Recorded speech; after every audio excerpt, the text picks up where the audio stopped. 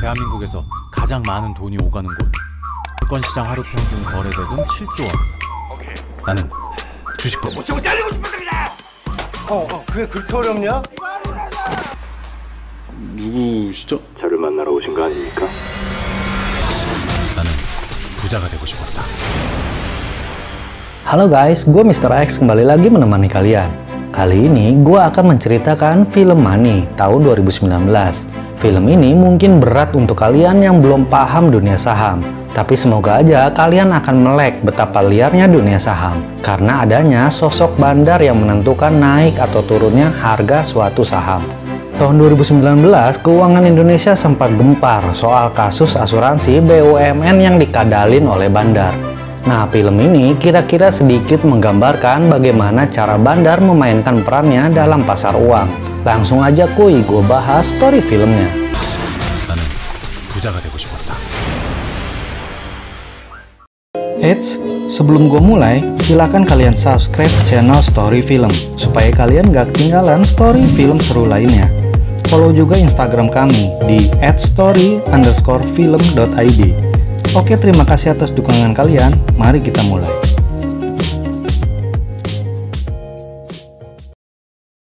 Pada awal film, kita akan melihat kesibukan kota Seoul, di mana pasar saham di kota itu sangat bergairah. Lalu kita akan melihat seorang pria yang baru pertama kali kerja sebagai pialang saham. Mungkin ada yang gak ngerti pialang saham. Gue jelasin sedikit. Pialang saham bekerja mencari dana dan dana itu dibelikan saham. Pialang saham harus punya lisensi resmi dan terdaftar di sekuritas. Dia bernama Cho. Namun kita akan panggil dia Raspberry, karena ayahnya seorang petani raspberry. Tiba pukul 9 pagi, mereka semua yang bekerja sebagai pialang saham mulai bertempur mencari klien via telepon agar mau berinvestasi saham. Jadi begini, pekerjaan mereka simpel. Jika klien mau berinvestasi, mereka akan dapat komisinya.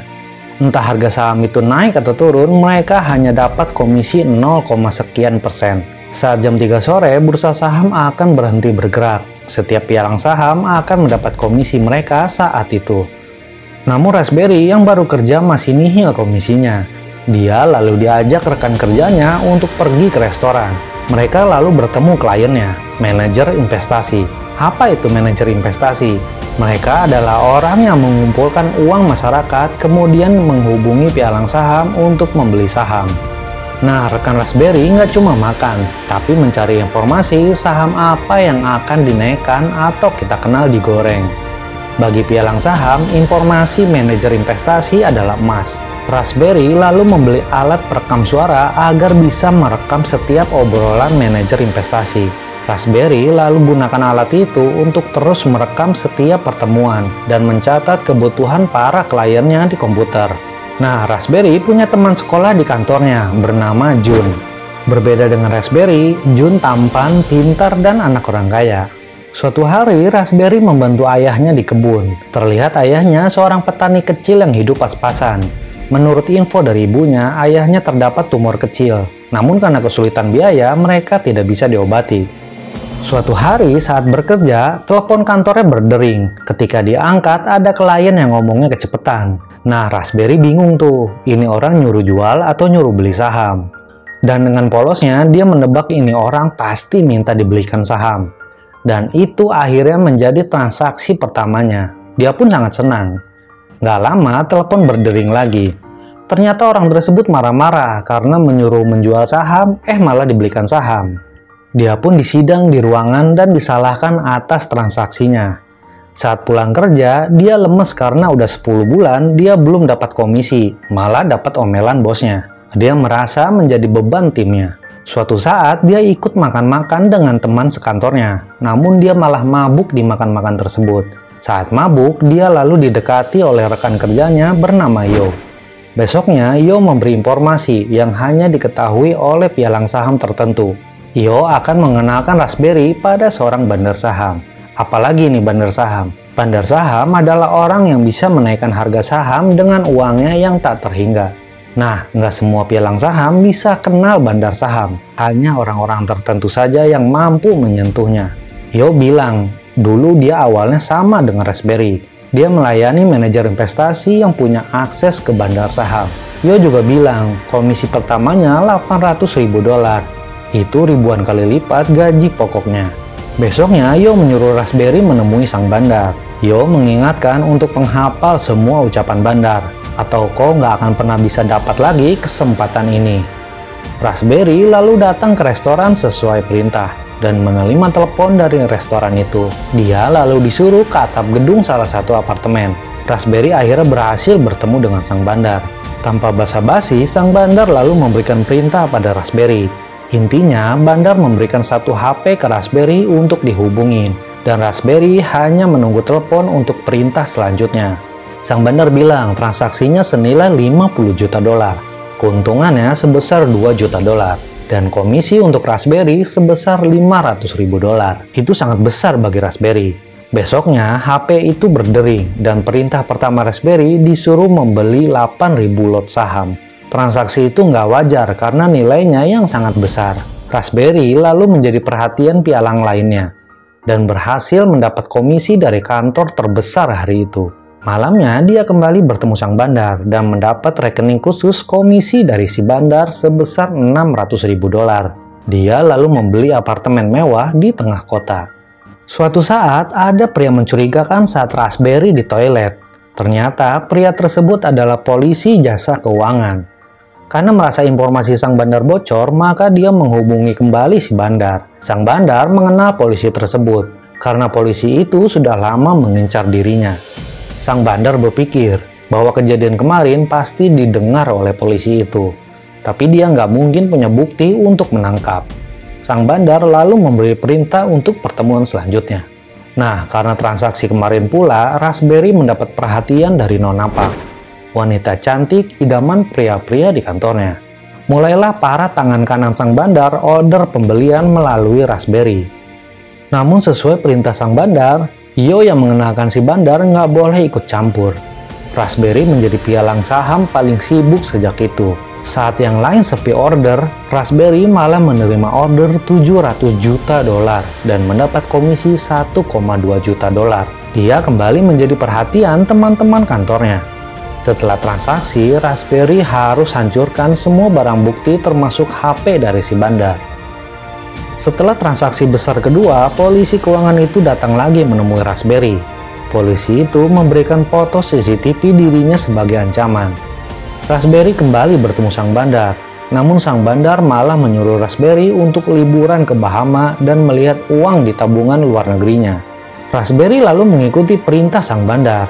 Dia pergi liburan dan melihat uangnya di bank luar negeri. Dan betapa kagetnya dia melihat uang tabungan luar negerinya di atas meja prioritas. Nah, saat liburan, dia bertemu orang Korea juga yang bekerja sebagai pialang saham di New York.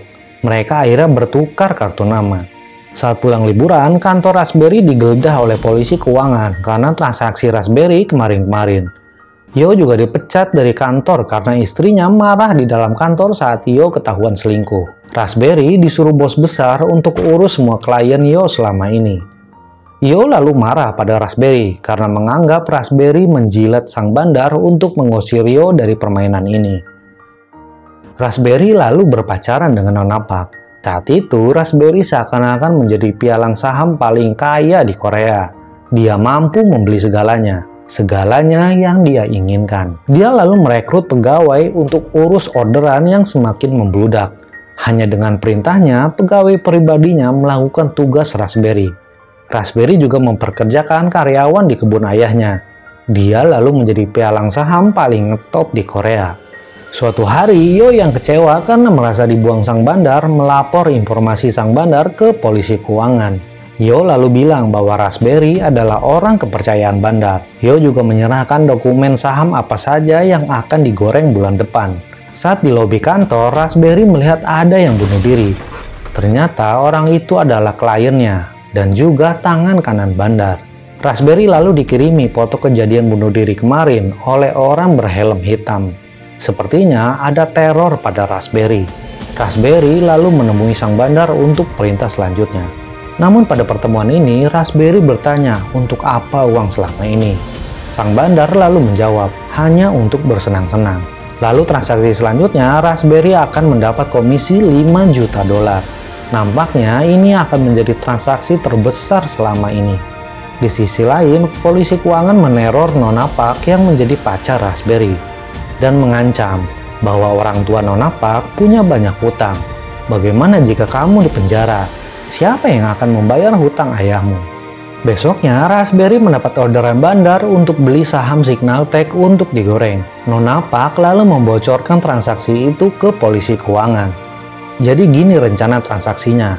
Harga saham Signaltech akan dibuat nyungsep. Saat nyungsep, bandar akan membeli semua sahamnya. Gimana caranya membuat nyungsep? Caranya membuat berita bahwa perusahaan Signaltech akan bangkrut karena kebakaran. Raspberry terus akumulasi saham Signaltech saat saham itu bergerak nyungsep. Di sisi lain, Yo kecelakaan dengan cara ditabrak oleh truk. Kecelakaan ini direncanakan oleh sang bandar karena rahasianya dibocorkan ke polisi keuangan. Polisi keuangan yang mendapat info dari Nona Park lalu bergerak menjebak informasi Raspberry via telepon. Raspberry yang ketahuan saat transaksi lalu hendak kabur dari kantornya. Dia lalu menghubungi sang bandar. Namun sang bandar mengarahkan dia ke sebuah rumah sakit. Ternyata sang bandar memberitahu bahwa Yo mengalami kecelakaan. Raspberry lalu bertanya, "Mengapa kau bisa ada di sini?" Sang bandar lalu menjawab bahwa transaksi Signaltech ini telah bocor karena ulah Yo dan orang yang bunuh diri di depan lobi. Secara tidak langsung, Raspberry diberi peringatan, ini akibatnya jika kau bocorkan informasi rahasia bandar.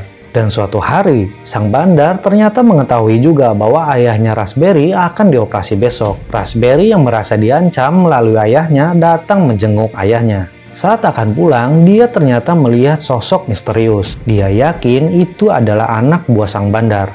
Dan esok harinya, polisi keuangan datang menangkap Raspberry. Ternyata Raspberry ditangkap karena data yang dicuri oleh Nona Park. Saat Raspberry melihat diagram laporan polisi, dia melihat semua orang pernah melaporkannya. Namun Raspberry belum bisa ditangkap karena belum ada bukti kuat. Kini berkat bukti dari Nona Park, dia akan dipenjara. Raspberry lalu membuat kesepakatan untuk menjebak sang bandar agar dirinya terbebas dari hukum. Dia lalu menemui sang bandar dan berkata jujur soal penjebakannya. Namun sang bandar tidak komentar apa-apa. Dalam kesendiriannya, dia bingung karena ayahnya dalam bahaya jika melaporkan. Namun dia akan dipenjara jika tidak melaporkan. Dia lalu merencanakan sesuatu bersama dengan Jun. Raspberry bilang saham Wosung akan naik besok. Nah, Wosung ini adalah perusahaan ayahnya Jun.